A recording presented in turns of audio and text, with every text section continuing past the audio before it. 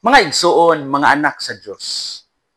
Adunay usa ka panultihon sa English nga nag-ingon, God has a plan for our life, but the devil also has a plan for our life. Are we ready for both? May we be wise enough to know which one to battle and which one to embrace. Sa Binisaya pa, ang Dios adunay plano alang sa atong kinabuhi. Apan ang Yawa adunay plano usab alang sa atong kinabuhi. Andam ba kita sa duha? Hinaot nga magmalampuson kita sa pag-ila kung unsay angay pakigbatukan ug unsay angay dawaton. Kini nga panultihon nagpahinumdom kanato nga ang kinabuhi usa ka dula sa pagpili. Pagpili sa hustisya batok sa pagpanglimbong, sa maayo batok sa dautan, sa kahayag batok sa kangitngit. Ang tinuod nga kaalam mo ang pag-ila sa plano sa Dios ug ang paglikay sa plano sa kaaway nga nagtakuban sa porma sa kahayag. Sa atong ebanghelyo karon si Jesus naghisgot bahin sa usa ka talagsaon nga sambingay. Ang sambingay sa dili matinud-anon nga sulugon. Ang maong tawo bisan og limbungan nadayig ni Jesus tungod sa iyang kaalam ug pagkainantigo sa panahon sa katalagman. Dili kini pasabot nga giila ni Jesus ang kalimbungan sa sulugoon, apan iyang gipakita nga ang mga anak sa kalibutan, ang mga maro usahay mas abtik pa kaysa sa mga anak sa kahayag.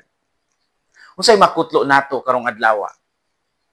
Unang punto, ang atong kaalam ay nga gamiton aron sa atong kaluwasan. Ang sambingay nagtudlo nga ang atong kahibalo dili lamang bahin aron mahimo tang hinete, apan bahin sa hustisya ug saktong katuyuan. Ang sulugoon nga tikasan nakahibalo nga dili siya makapadayon sa iyang posisyon, busa iyang gigamit ang iyang nahibaw-an aron malikayan niya ang mahimong maglisod sa kinabuhi kung siya hukman na sa iyahang silot o sa iyang agalon. Ang iyang diskarte, simbolo sa pagkamalampuson. Apan si Jesus gusto nga gamiton nato ang atong kahibalo alang sa Dios, dili alang sa kaugalingon.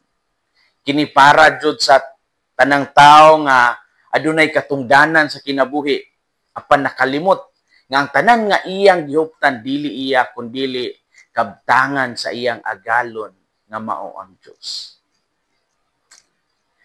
In a sense, kitang tanan mga piniyalan. Kay kitang tanan gihatagan og kinabuhi, gihatagag panahon, gihatagag grasya sa Dios. Ang pagkamatinud-anon nga steward o piniyalan nagpasabot nga gamito nato kini alang sa atong kaluwasan, dili para sa atong personal nga interes lamang.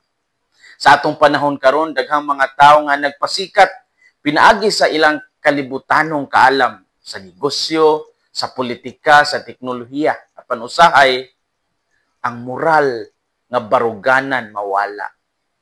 Ang sambingay nag-awhag nato nga ayaw gamita ang kaalam aron manglimbong.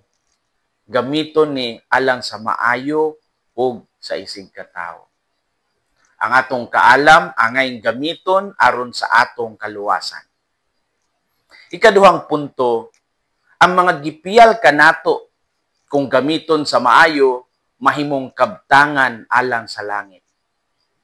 In short, ang mga gipiyal nato, ang mga gipiyal kanimo nga mga butang kung gamiton lamang gyud sa maayo, mao ni ang makapalangit nimo. Diman kini ang material nga bahandi dili magpabilin, apan kung gamiton kini alang sa pagtabang sa uban ug sa pagpalapad sa gingharian sa Dios, kini mahimo nimong kabtangan para sa kalangitan. Make friends for yourselves by means of unrighteous wealth, so that when it fails, they may receive you into eternal dwellings. Luke 16:9. Paghimo kamo og mga higala pinaagi sa material nga butang aron kung kini mapakyas sila mudawat kaninyo sa walay katapusang puloy-anan. Ang tinuod nga kaalam mo ang paggamit sa kalibutanon nga bahandi aron makabot ang espiritual nga kadaugan. Kining gamito nato ang mga grasya sa Dios alang sa mga maayong buhat, atong gipalig-on ang atong relasyon sa Ginoo.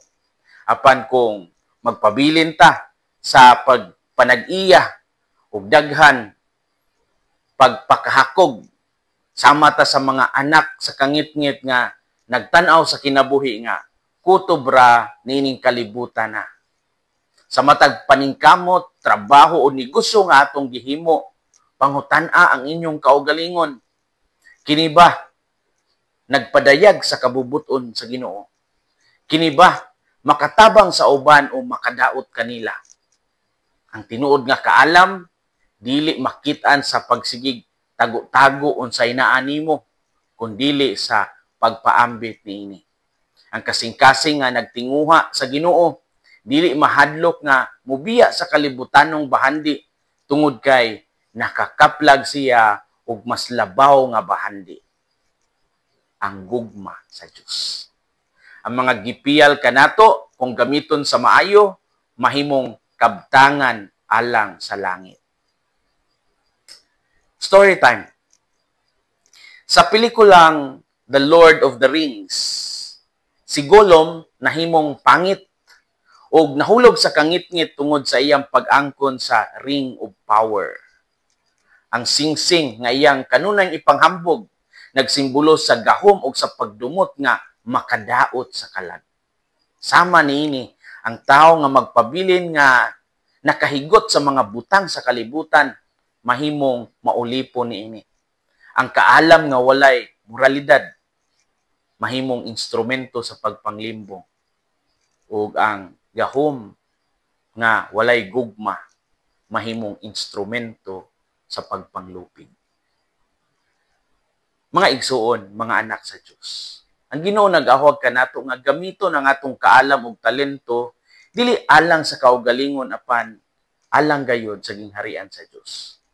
Ang mga grasya nga atong nadawat, ang mga oportunidad nga mag-alagad, gani bisan ang mga kasinatian nato sa kalisdanan, tanan kini mahimong instrumento sa kaluwasan kung atong ihalad balik sa Dios.